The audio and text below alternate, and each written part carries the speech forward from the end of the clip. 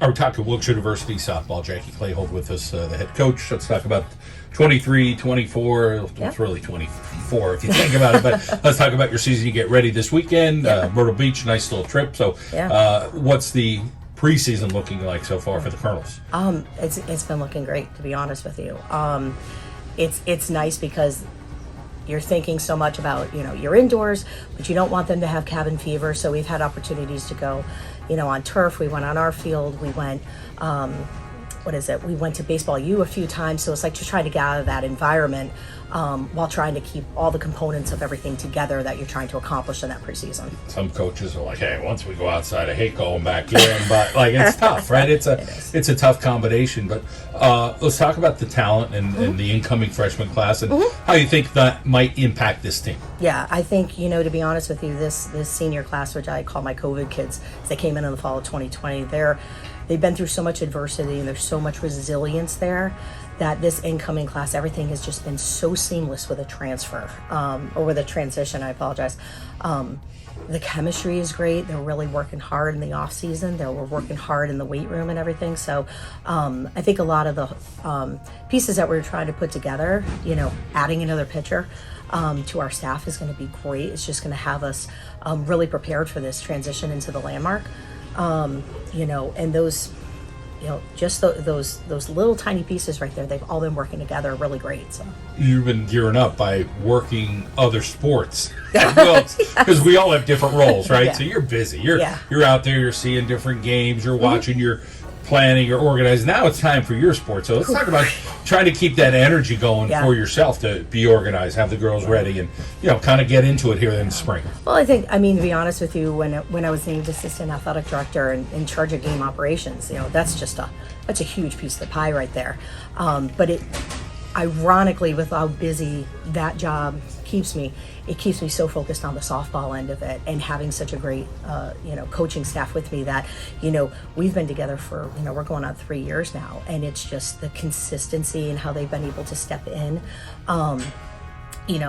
Last year they stepped up when I had a personal family medical history going on, and they did such a great job. And to be honest with you, it's very seamless this year, and the girls just have been responding to everything, so it's been great. Let's talk about last season, what you liked and what you said, listen, after the season, these are the things we got to work on for 2024. Right.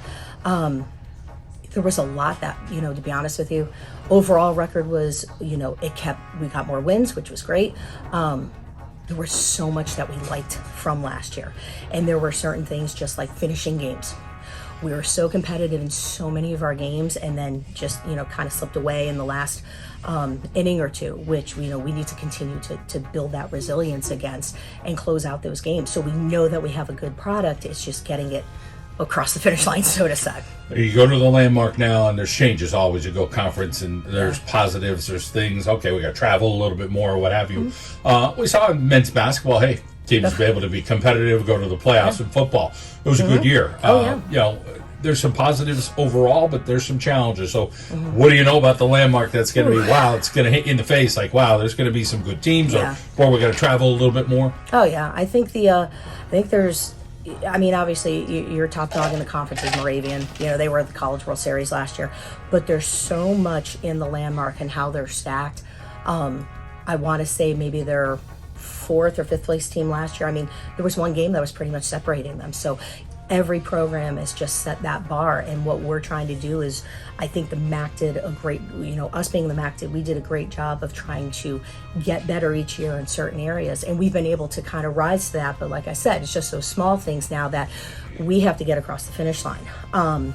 Over the past few years, we've been able to play some Landmark schools, which has been great because we're like, okay, this is what we're looking forward to. This is where the bar is set. This is where we need to be.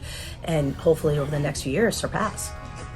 High school softball used to be, okay, you had a dominant pitcher, blah, blah, blah. College softball, what has been the landscape there? And, do you need more than one arm in a daily basis, on a weekend? Talk a little bit about where we're at. Yeah, I think, to be honest with you, my pitching philosophy has always been a staff. I don't really ever name like a one or a two. It's the coaching staff really tries to go with what we feel is going to be the best matchup, and we always have someone who complements that other pitcher really well in relief. Our pitchers are geared and ready to go.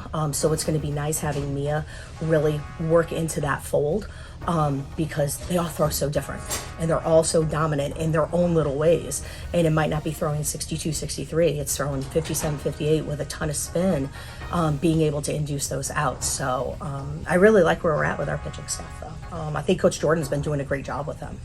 Speed, defense, small things, small ball in some ways. Yeah. What are the things you think that could get a few more wins that you might need in close games? Yeah.